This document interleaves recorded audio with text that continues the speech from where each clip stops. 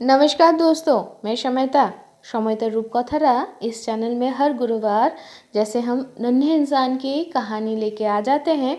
आज भी मैं हाजिर हूँ, लेकिन आज थोड़ी रात हो गई, देर हो गई। हाँ, अभी तो ऐसे होता रह रहा है। शायद इस चैनल को रिवाइव करने की समय से लेके आज तक मैं खुद ही कोशिश किए जा रही हूँ कि कैसे इसको ऐसे ही एक स्मूथ वे में इसको मैं कर पाऊँ। तो जैसे आज सुबह इसको एक बार पूरा हम पढ़ लिए थे, उसके बाद बीचों बीच में आके मुझे लगा यार मैं जो पढ़ रही हूँ शायद मैं नहीं शायद मैं गलत पढ़ी हूँ, गलत समझी हूँ। अब दोस्तों, मैं तो आप लोगों के साथ ही आप लोगों के साथ ही मैं एक साथ पढ़ती हूँ। ये कहानियाँ मैं पहले पढ़ के नहीं आती हूँ, और इसका एक कारण भी है। आप लोग शायद देखते भी हो, खूब सारे गलतियाँ होती हैं। खूब सारे गलतियों को लेके ही मैं यहाँ पर आप लोगों को ये कहानियाँ सुनाती हूँ। कहानी बोलिए, कविताएं बोलिए। और इसका एकमात्र ये रीज़न है कि हम दोस्त लोग मिलके जब गप्पे लड़ाते हैं, वहाँ पर रीटेक नहीं होता। है, लेकिन दोस्त लोग हम लोग को एक्सेप्ट करते हैं हमारे गलतियों के साथ। तो इसीलिए इस दोस्तों के कहानियों के महफ़िल में, कहानी कविताओं के ये जो महफ़िल है, यहाँ पर मैं इसीलिए एज़ इट इज़ जैसे मैं पढ़ती हूँ, अगर आप लोग मेरे सामने बैठे होते तो मैं जैसे पढ़ती, जिसमें खूब सारी गलतियाँ होती, धीरे धीरे शायद प्रैक्टिस होता जाएगा। तब माँ बाबा के आशीर्वाद से, आप लोगों की शुभकामनाओं से शायद धीरे धीरे मेरे कहानी बोलने की कैपेसिटी शायद इनबिल्ट होगा, बेटर होगा। लेकिन तब तक के लिए, मतलब तब तक अगर आप भी मेरे सामने होते और मैं आप लोगों को अगर कहानी सुनाती, तब भी आप लोगों को झेलना पड़ता मेरी ये गलतियाँ। तो जो भी है, आज सुबह मैं ये पूरा रिकॉर्ड कर ली थी, फिर मुझे समझ में आया, पूरा नहीं, आधे से ज़्यादा मैंने रिकॉर्ड कर लिया। तो फिर उसके बाद मुझे लगा नहीं, मैं जो समझ रही हूँ वो गलत समझ रही हूँ। तो तुरंत माँ को, मतलब घर के सुप्रीम कोर्ट को कॉल लगाया गया, और फिर माँ के साथ सही में तर्क युद्ध लगा कि माँ मुझे ये लग रहा है, तुमने ये लिखा है। माँ ने बोला नहीं बेटा, ये ऐसा नहीं है, ये ऐसा लिखा गया है। So then I had to think about, then I had to learn how the creator has created this thing। मतलब इसकी जो सृष्टिकर्त्री है, जो सृष्टि की है इनको, वो किस मूड में इसको सृष्टि की है, वो समझने के बाद मुझे लगा नहीं, अभी तो समय नहीं है, अभी सुबह, तो चलो भाई, दिन ढलने के बाद मैं फिर से एक बार कोशिश करूँगी। तो इसीलिए ये कोशिश लेके आई हूँ। और चलिए दोस्तों, शुरू करते हैं आज नन्हे इंसान की अष्टम पर्व हम लोग शुरू कर रहे हैं। तो नन्हे इंसान, जिसकी लेखिका है श्रीमती बानी पात्रो। तो आज की कहानी में आगे बढ़ने से पहले थोड़ा सा हम पूर्व जो कहानियाँ हैं, जहाँ तक हम लोग नन्हे इंसान पहुँचा है अपनी ज़िंदगी में, उसका एक छोटा सा झलकी मैं आप लोगों को देना चाहूँगी कि नन्हे इंसान, मतलब टैटै, उसकी जो शहर वाली दीदी हैं और उसकी जो गांव वाली दीदी जो रिसेंटली आई है वापस, वो तीनों वापस नहीं, रिसेंटली आई है शहर में, उन तीनों बहनों को एक साथ एक नए वाले स्कूल में दाखिला करवा दिया गया है। कौन से क्लास में? तो हमारी जो गांव वाली दीदी है, वो तो गांव की दीदी जो है, वो तो क्लास 5 में भर्ती हो गई है। लेकिन हमारी जो शहर वाली दीदी और टैटा, ये दोनों एक ही क्लास में भर्ती हो गई है, पैसे वाले क्लास में भर्ती हो गई है, क्लास 3 में। तो चलिए दोस्तों, इसके बाद क्या हुआ? हाँ, और एक चीज़ है, ये तीनों ही एक नए कोचिंग क्लास में भर्ती हो गए हैं, क्योंकि कोचिंग काकी जो थी, वो किराए वाले मकान छोड़ के चली गई हैं। तो इसीलिए इन लोगों को उनके पिताजी ने उनके एक दोस्त के सिफारिश से एक नए कोचिंग क्लास में भर्ती करवा दिए हैं। तो दोस्तों, इसके बाद आगे बढ़ते हैं। तो नए स्कूल, सब कुछ नए हैं।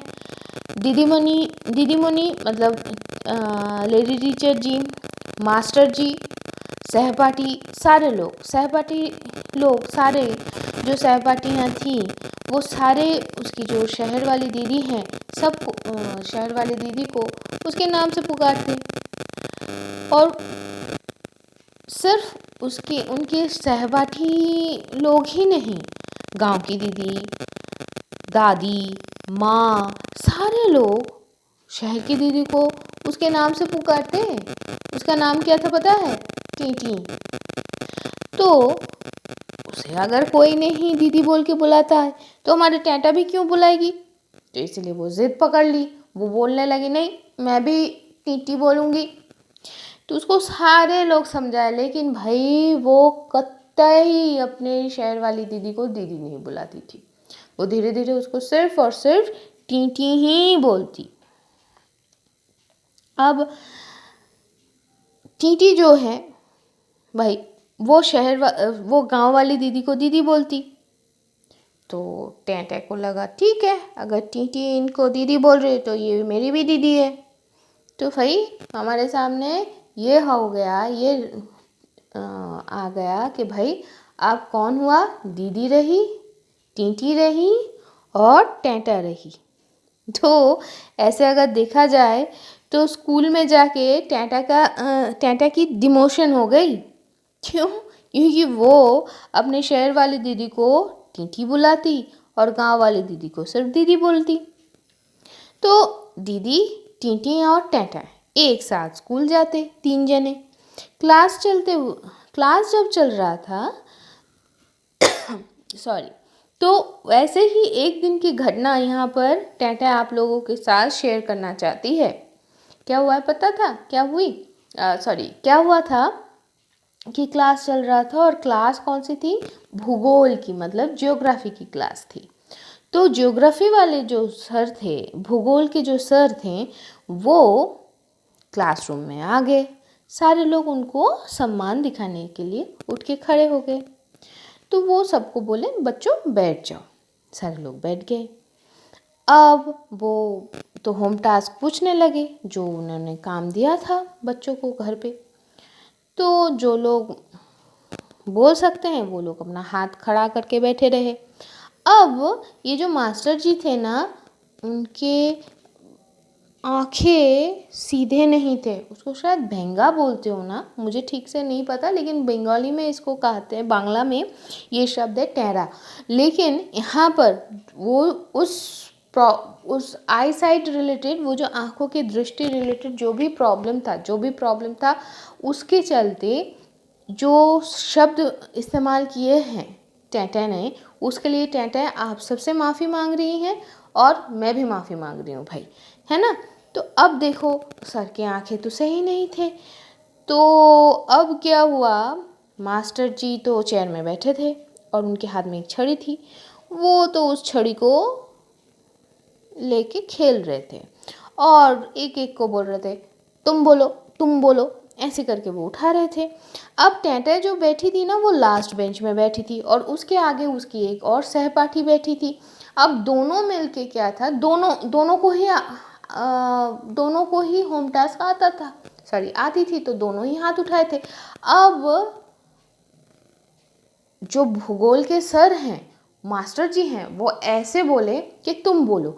अब सामने वाली जो बच्ची है ना, नन्ही इंसान है ना, उसको समझ में आए कि उसको बोल रहे हैं या पीछे टेंटा को बोल रहे हैं, ना टेंटा को समझ में आए ना सामने वाली को समझ में आए।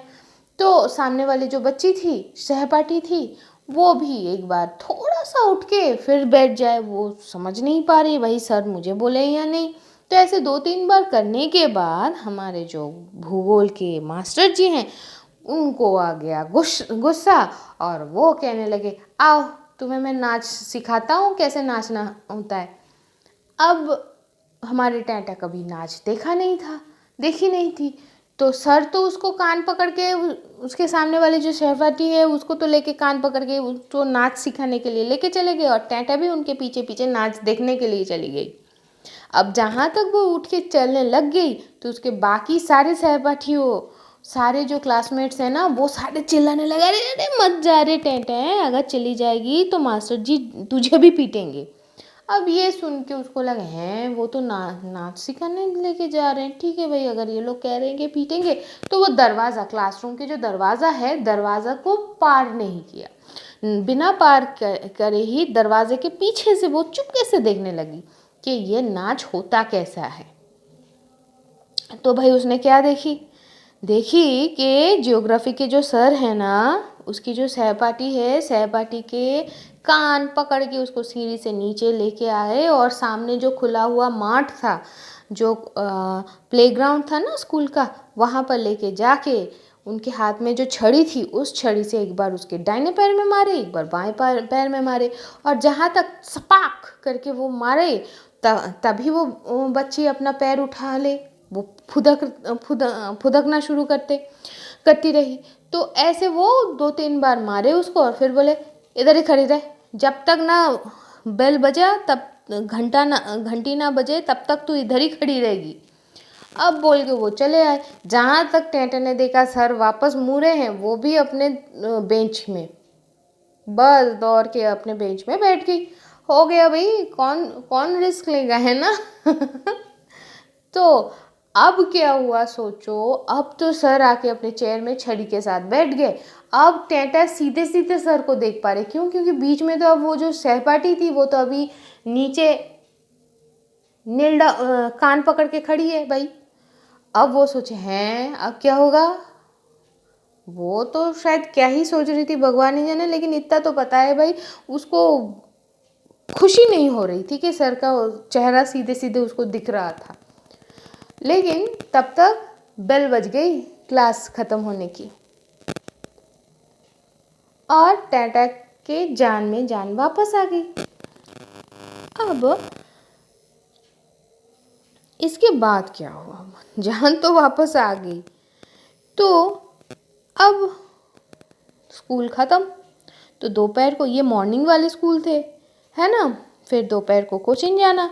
अब ये जो नया वाला कोचिंग है ना, तो उनके जो पुराने वाले स्कूल थे, उसके जो प्लेग्राउंड था, उसके बगल से जाके फिर उनके जो पिताजी के जो दोस्त हैं जिन्होंने ये कोचिंग के बारे में बोले थे, उनके घर के बगल से जाके थोड़ा नहीं, बहुत सा रास्ता क्रॉस करने के बाद, पैदल चलने के बाद वो ये नया कोचिंग उनको मिलता था।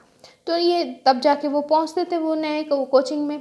अब ये जो कोचिंग है, इस कोचिंग का जो मास्टर जी हैं, इनको सारे लोग दद्दू बुलाते थे, और दद्दू के जो वाइफ हैं, स्त्री मतलब बीवी हैं, उनको सारे लोग दादी बुलाते थे। अब उस कोचिंग में ना बहुत सारे लोग पढ़ते थे, जैसे उनके पिताजी के जो दोस्त हैं, मतलब जो दोस्त अंकल हैं, उनके बच्चे पढ़ते थे, और ये जो दद्दू हैं जो पढ़ाते थे, उनके ही एक लड़का और लड़की जो टेंटा के ही हम उम्र थे, वो भी उनके साथ ही पढ़ते थे।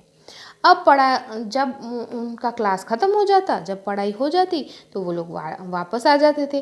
तब तक बिकाल मतलब संध्या नहीं और दोपहर भी नहीं, मतलब अपराह्न है। तो इसको हम क्या कहेंगे, सायंकाल नहीं, सायं तो संध्या होता है। जब हम लोग खेलने निकलते हैं ना, उस समय, तो उसको बांग्ला में कहते हैं बिकाल। तो अगर बिकाल हो जाता था तब वो खेलने जाते। अब कभी कभी शाम ढल जाती, तो तब भाई खेलना नहीं होता, क्योंकि भाई शाम संध्या हो गया है, अंधेरा छाने लग गया है, तो कौन खेलेगा, कौन परमिशन देगा घर से। तो अब रात होते ही वो लोग पढ़ने बैठ जाते थे। ऐसे उन लोगों की दिन बीतते गए। अब बीच बीच में गांव से उन लोगों की जो आत्मीय परिवार के लोग आते रहते थे। ऐसे ही एक घटना टेंटें को बहुत याद है, बहुत मज़ेदार कहानी है। कैसा है कि उस टेंटे की जो माँ है, माँ की सिर्फ एक ही भाई था, ठीक ना। तो ये एक ही छोटा भाई था। अब ये एक ही भाई था, तो ये जो एकमात्र भाई है, एक लौता जो भाई है, ये टेंटा का क्या होंगे, मामा, है ना। तो क्या हुआ कि एक बार मामा आए उनके घर पे, तो रात को सो गए थे। अब सोचो, सारे तो एक ही कमरा है और बाहर वाला वो रॉक में और एक टेम्पोररी कमरा है, तो कौन कहाँ पर कैसे सोएंगे। तो ऐसा हुआ कि सुबह होते ही टैटा की जो माँ हैं वो बोली, अरे उठ उठ। उनकी मामा को वो उठा दिए और कहने लगी कि उनको रसोई का काम करना है, तो वो उनको उठा दिए।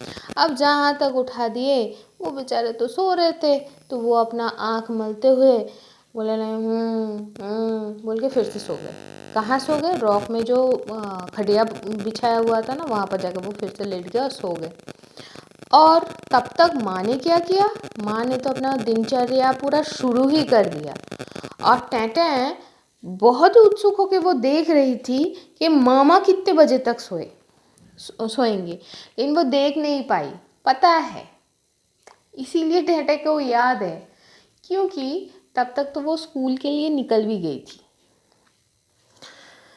तो अब देखो भाई, ऐसे ही पॉलीथीन मतलब प्लास्टिक से ढका हुआ टेम्पोररी एक कमरा और एक पूरा कमरा ऐसे लेके तो चल नहीं सकता। तो इसलिए टैटा के जो पिताजी हैं वो ज़मीन ढूंढने लगे ताकि वो वहाँ पर अपना ही एक मकान बना सके।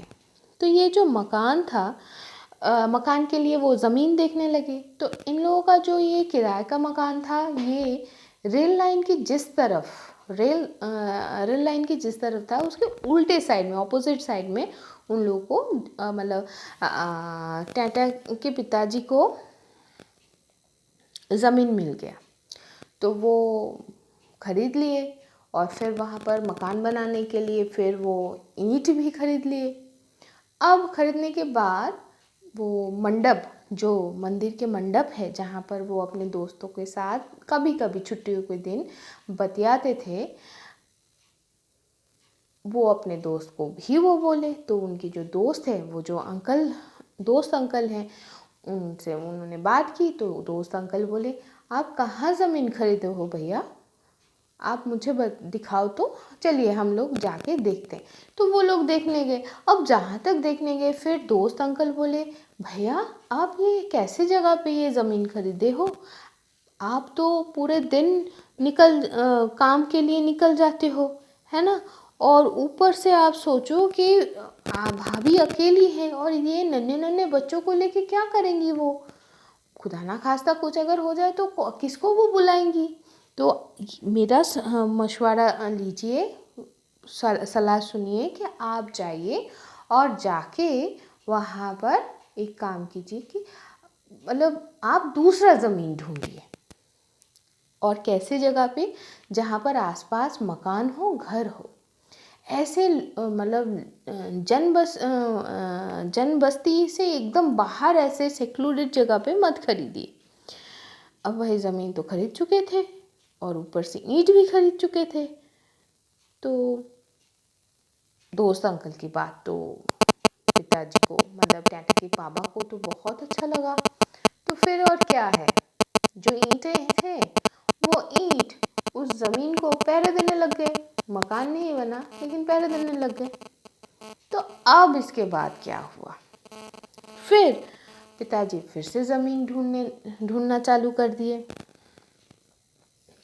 अब ऐसे ही एक दिन क्या हुआ कि पिताजी एक दिन ऐसे ही छुट्टी के दिन, अब ज़मीन तो देखते रहे लेकिन ज़िंदगी तो आगे बढ़ती रही चलता ही जाएगा, है ना। किसी भी परिस्थिति में जीवन तो रुकती नहीं है, ज़िंदगी रुकती नहीं है। तो ऐसे ही एक दिन छुट्टी के दिन पिताजी मतलब बाबा तीन जन बोले तो दीदी टीटी और टैटें, तीन जनों को बोले, चल तुम लोगों को लेके एक अलमीरा खरीद के लाते हैं, तुम लोगों के कपड़े वपड़े रखने में बहुत ज़्यादा दिक्कत आती है ना। तो वो लोग एक फर्नीचर के दुकान में गए और तीन बहनें घुस गए। अब उस दुकान में ना सेगुन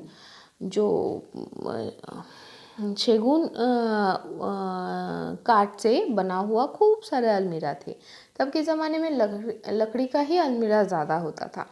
तो अब वो सारे छोटे छोटे थे। अब टैटा के नज़र में एक अलमीरा आया जो उन छोटे छोटे अलमीरा के पीछे था और वो बड़ा था। अब वो बोले बाबा वो वाला अलमीरा ले, तो देखो वो वाला अलमीरा। तो टैंटे के पिताजी देखे, बाबा देखे, और बाबा देखने के बाद बोले हाँ ये तो बड़ा अलमीरा है और इसमें खूब सारे सामान रहेगा। तो जो कारीगर है वो तो टैंटे के पिताजी को वो दिखाए, और फिर टैंटे के पिताजी ना उस अलमीरा को ले लिए। अब वो अलमीरा कैसा था पता है? वो 2 हिस्सों में बटा हुआ था, मतलब सेपरेट था। निचला जो हिस्सा था वो लकड़ी से बना हुआ था, और उसका जो डोर था, दरवाज़ा था, वो भी लकड़ी से था। और उसके ऊपर एक सेपरेट बॉक्स था, शेल्फ था, जिसका जो दरवाज़ा था वो कांच से बना हुआ था।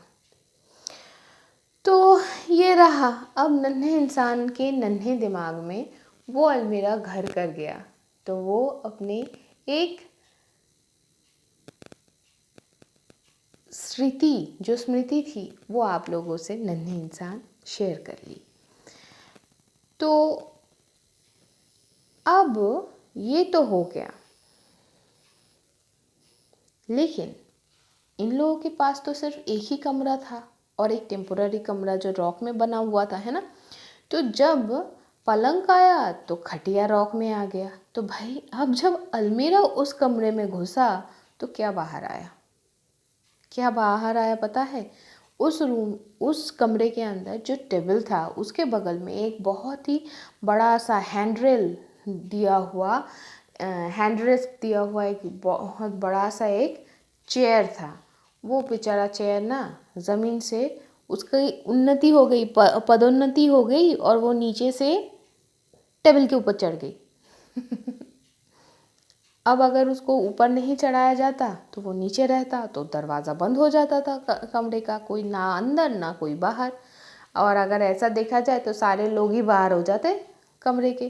तो इसीलिए भाई टेबल के ऊपर स्थान हो गया, एकदम महाराजा की तरह सिंहासन मिल गया हमारे चेयर को।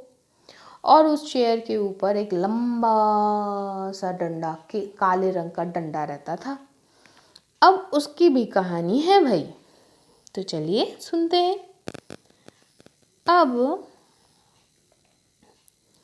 उस चेयर में तो कोई इंसान नहीं बैठता था, उसमें तो वो डंडा बैठा रहता था।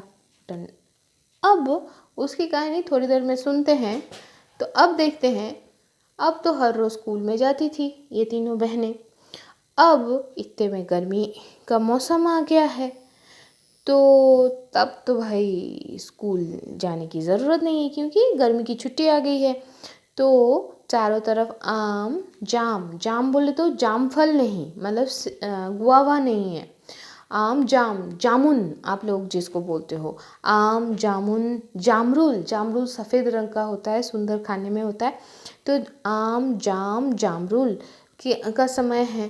तो टींटी और टैंटै सुबह सुबह पहले तो घर पे पढ़ाई लिखाई कर लेते थे और फिर दौड़ लगाते थे ये सारे फल बटोरने में। क्यों? तब के समय में बहुत सारे पेड़ थे और पूरे रात भर वो फल पकने के बाद वो नीचे गिरते थे, और ये बच्चे लोग, ये जो नन्हे इंसान लोग हैं, वो जाके वो सारे बटोरते थे।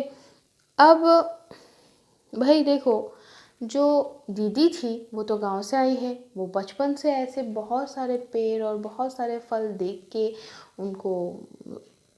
के फैल के खा के बड़ी हुई है, तो उसको इतना आग्रह नहीं थी, लेकिन उसको माँ के आसपास रहना बहुत पसंद होता था।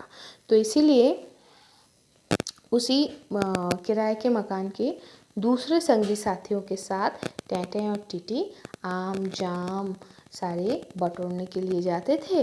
और ऐसे ही जब अगर कभी उनके बाबा मतलब पिताजी के दोस्त लोगों के सामने वो आ जाते, तो वो लोग बोलते थे उन लोगों को शासन करने के हिसाब से, उन लोगों को बोलने के हिसाब से, आई रुक, तेरे पिताजी को बोलते हैं हम लोग। और ये सुन के ही वो लोग चौंचा दौड़, मतलब दौड़ के वहाँ से भाग के आ जाते थे। और इस दौड़ के कारण उनको पता भी नहीं चलता था कि जिस गली के अंदर वो घुस रहे हैं वो उनको पता भी है या नहीं। तो ऐसे करते करते खूब सारे रास्ते वो लोग एक्सप्लोर कर लिए, और इस एक्सप्लोरेशन के चक्कर में उन लोगों का जानने का परिधि बहुत बढ़ गया। कितना बढ़ गया? वो पूरा बस रास्ते तक बढ़ गया। और इसके साथ साथ क्या हुआ पता है, ये सारे तो वो लोग तो विश्व विजय करके आ जाते थे, आम जाम जामुन सारे लेके, जामरुल सारे लेके, और जहाँ तक वो लोग अपने घर पे घुसते थे, किराए की ही सही, लेकिन जहाँ पर जब जो रहते हैं वही उसके लिए घर है, मकान है। तो जहाँ तक वो घुसते थे तो माँ कहते थे, हैं तुम लोग पूरे दोपहर को धूप में चारों तरफ ऐसे घूमते हुए ये फल बटोरने गए थे हैं, रुको तुम्हारे पिताजी को मैं बोल देता हूँ, बोल दूंगी। और तब वो जो रूल देख रहे हो ना, जो काले रंग का वो डंडा देख रहे हो चेयर के ऊपर है, उससे तुम्हें वो पीटेंगे। अब सोचो भाई, बाहर जाओ तो बाबा के दोस्त लोग हैं जो कहते हैं रुक तेरे पिताजी को हम बोलते हैं, और जहाँ तक घर पे आए तो माँ भी कहती हैं रुक तेरे पिताजी को मैं बोलती हूँ। तो भाई इन दोनों वो प्रकार के शासन के जो क्या बोलूँ, दिफला दो तरफा जो शासन है, इसके बीच में भी जहाँ पर थोड़ा सा इन लोगों को छूट मिल जाती थी, उसमें ये दोनों टीटी और टेंटे खूब सारे आम, जामुन और जामरुल बटोर के लाते थे। तो दोस्तों, आप लोग अपने बचपन में क्या करते थे? और अगर कोई नन्हे इंसान सच में सुन रहे हो तो आप लोग क्या खुराफात करते हो, मम्मी को कैसे तंग करते हो, ज़रूर मुझे कमेंट बॉक्स में लिखना और मुझसे शेयर करना। तो मैं यहाँ पर अपना एक बचपन की एक कहानी याद आ रही है। मैं अपने जो चचेरे ममेरे जो बहन लोग थे, मतलब मैं भी नन्ही इंसान थी और मेरे बहन लोग भी मुझसे भी छोटे छोटे, मतलब कह सकते हो कि मैं अगर 1 रुपए का चिल्लर थी तो वो लोग तब कोई 50 पैसा या कोई 25 पैसे के तरह चिल्लर थे। तो अब मैं तब बड़ी चिल्लर हूँ, तो मैं मतलब खुले पैसे हो गई थी मैं। तो हम क्या सोचे कि भाई चलो मेरी बहनें हैं, तो मामा के घर गए थे। तो मामा के घर के पीछे वाले आंगन में एक अमरूद के पेड़ था। अमरूद बोले तो जाम फल आप लोग जिसको बोलते हो। तो उस पेड़ में मैं चढ़ गई, क्योंकि भाई मेरे बहनें हैं, मेरे सामने आए हैं, उनको कुछ खिलाना मेरा कर्तव्य है। तो मेरी ज़मीर जाग गई और मैंने क्या किया, मैं अमरूद के पेड़ में चढ़ गई। और वो बेचारा अमरूद का पेड़, शायद वो आज भी सोचता होगा कि यार ये कैसी छोरी है, या कैसे 2 पैर की जीव है, ये मतलब थोड़ा छोटा छोटा एकदम कड़वा, मतलब एकदम कड़वा, एकदम बच्चे बच्चे नन्हे नन्हे, सिर्फ तब जामफल आए ही थे, अमरूद उगे ही थे। मैं वो ही लेके अपने बहनों को वो ही दी, और मेरे बहनें भी सोचे अरे दीदी दे रही है चलो खा ले। फिर मैं नीचे उतरी तो हम लोग जब एक साथ उसको खाने की कोशिश की, यार दांत टूट के हाथ में आ जाए ऐसा हालत था। लेकिन फिर भी ये जो सारे मस्तियाँ हैं बचपन का, यही शायद हम बड़े होते होते हम लोग को याद रह जाता है। तो आज का कहानी यहाँ पर ही समाप्त होती है। आशा करूँगी आप लोग ऐसे ही मेरे साथ रहेंगे और इस सिलसिले को आगे बढ़ाने में आप लोग सहायता करोगे। तो आज के लिए इतना ही, फिर मिलते हैं कल द लाइफ ऑफ मास्टर्स इस सेगमेंट में। तब तक के लिए शमिता को दीजिए इजाज़त। शुभ रात्रि।